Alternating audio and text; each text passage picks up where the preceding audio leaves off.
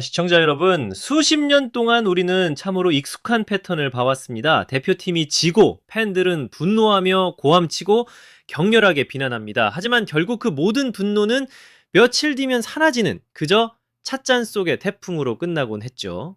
하지만 지금 중국에서 벌어지고 있는 일은 다릅니다. 이것은 단순한 단복이 아닙니다. 이것은 하나의 거대한 혁명이자 역사적인 전환점입니다.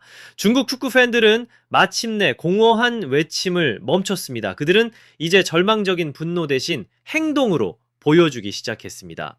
그들이 손에 쥔 무기는 그 어떤 것보다 강력하면서도 가장 근원적인 것입니다. 바로 그 누구도 무시할 수 없는 힘, 소비자라는 이름의 막강한 권력입니다.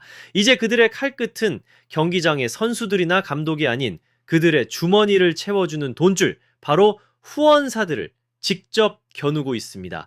이것은 전례 없는 싸움의 시작입니다. 무엇이 그들을 이 벼랑 끝으로 내몰았을까요? 10년이 넘는 기나긴 세월이었습니다. 2002년 월드컵 이후 중국 축구는 끝을 모르고 추락했습니다. 브레이크 없이 미끄러지는 피파 랭킹, 셀 수 없이 반복된 잊고 싶은 참담한 패배의 역사. 팬들은 처음에는 분노했고 그 다음엔 체념했습니다. 하지만 이 모든 숫자와 기록보다 그들의 가슴에 비수를 꽂고 마지막 남은 인내심의 끈을 끊어버린 것은 단 한 장의 이미지였습니다. 바로 팬들이 툭 튀어나온 뱃살이라 부르는 바로 그 모습, 천문학적인 연봉을 받는 선수들의 몸이라고는 도저히 믿을 수 없는, 프로의식이라고는 찾아볼 수 없는 바로 그 상태 말입니다. 팬들은 거기서 단순한 실력의 문제를 본 것이 아니었습니다. 승패를 떠나 국가를 대표하는 선수로서 최소한의 자기 관리마저 저버린 모습에서 그들은 깊은 모욕감을 느꼈습니다. 그것은 실력 부족이 아닌 명백한 나태함의 증거였고 가슴에 달린 국가의 상징에 대한 심각한 모독이었습니다. 배는 부르고 돈은 넘쳐나는데 승리에 대한 간절함은 조금도 보이지 않는 그 모습. 바로 이것이 억눌려 왔던 모든 분노를 한순간에 터뜨려버린 결정적인 기폭제가 된 것입니다. 그렇습니다. 기폭제가 터지자 팬들의 사고방식에 경이로운 대전환이 일어납니다. 그들은 더 이상 그저 슬퍼하고 분노만 하는 수동적인 관중이 아니었습니다. 공과 첫째, 그들은 스스로를 원치 않는 주주로 규정하기 시작했습니다. 중국 축구라는 이름에 매년 막대한 적자만 기록하고 주주들에게 수치심만 안겨주는 부실 기업의 주주 말입니다. 그들은 깨달은 겁니다. 자신들이 후원사의 제품을 하나라도 더 사주는 그 행위가 곧 선수들의 배를 불리고 무능한 축구협회를 먹여 살리는 자금줄이 되었다는 사실을요. 그리고 마침내 이렇게 외치기 시작합니다. 어째서 우리의 돈이 국가의 망신만 시키는 저 나태한 집단을 먹여 살리는 데 쓰여야 하는가? 이 질문은 더 이상 단순한 불만이 아니었습니다. 그것은 주주가 부실 경영진에게 책임을 묻는 지극히 정당한 권리 행사의 시작이었습니다. 둘째, 그들은 놀랍도록 냉철하고 정확한 새 전략을 꺼내듭니다. 바로 그들의 식량을 끊어라 라는 구호입니다. 공허한 외침이나 비난은 선수나 협회 간부들에게 어떤 고통도 주지 못한다는 것을 수십 년의 경험으로 알게 된 겁니다. 뼈아픈 진실을 깨달은 거죠. 그들을 움직일 수 있는 유일한 것, 그들에게 진짜 고통을 줄 수 있는 유일한 것은 바로 그들의 돈줄을 건드리는 것 뿐이라는 사실을요. 이것은 감정적인 분노의 표출이 아닙니다. 상대의 가장 약한 고리를 정확히 겨냥한 지독히도 영리하고 무서운 경제적 압박의 시작이었습니다. 그리고 셋째, 마침내 그들의 전략은 첫 번째 결과를 만들어냅니다. 중국의 거대 자동차 기업 BYD가 무려 7,500만 위안, 우리 돈으로 약 143억 원에 달하는 막대한 후원 계약을 철회했다는 소식이 들려온 것입니다. 이것은 더 이상 그들만의 외침이 아님을, 그들의 분노가 실제 경제적 타격을 입힐 수 있는 현실적인 힘을 가졌음을 증명하는 첫 번째 신호탄이었습니다. 이 사건 하나로 팬들의 반란은 이제 누구도 무시할 수 없는 거대한 무게감을 갖게 된 것입니다. 자, 그리고 바로 이 지점이 이번 사태의 가장 중요한 변곡점입니다. 우리는 툭 튀어나온 뱃살이라는 상징을 더 깊이 들여다볼 필요가 있습니다.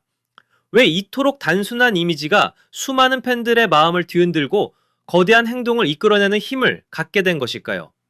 그 이유는 그 이미지가 중국 여자 축구 대표팀의 모습과 비교되면서 너무나도 잔인한 진실을 드러냈기 때문입니다. 한쪽에는 우리 돈으로 수십, 수백억의 연봉을 받지만 변변한 성적 하나 없고 프로 의식마저 실종된 남자 대표팀이 있습니다. 그리고 다른 한쪽에는 비교도 안 될 만큼 적은 지원을 받으면서도 아시아 정상에 오르고 세계적인 실력을 뽐내는 여자 대표팀이 있습니다. 기사에서 팬들이 묘사한 그대로입니다. 까맣게 그을린 피부, 선명한 복근을 보라. 이것은 단순히 신체 조건의 비교가 아닙니다. 이것은 태도의 비교이고 프로 정신의 비교이며 국가를 대표하는 자긍심의 비교입니다. 남자 대표팀의 그 많은 돈을 여자 선수들에게 주는 것이 공평하다는 팬들의 외침에는 바로 이 처절한 박탈감이 담겨 있는 것입니다.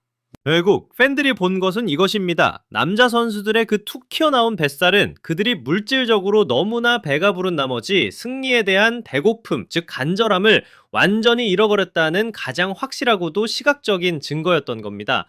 그리고 바로 이 지점에서 팬들의 분노는 가장 날카로운 지점을 향합니다. 그들은 선수들을 넘어 이 모든 나태함과 자기만족을 가능하게 만든 시스템을 겨냥합니다. 그리고 그 시스템에 돈을 대준 후원사들을 향해 이렇게 외칩니다. 당신들은 이 부패의 공범이라고 말입니다. 자, 그렇다면 이 거대한 분노의 화살 앞에서 적으로 규정된 그들, 즉 선수들과 축구협회라는 낡고 거대한 시스템은 어떻게 반응했을까요? 놀랍게도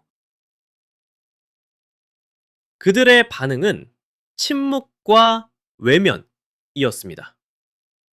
이번에도 시간이 지나면 잠잠해지겠지 하는 수십 년간 학습된 오만함과 자기만족에 빠져 있었던 겁니다.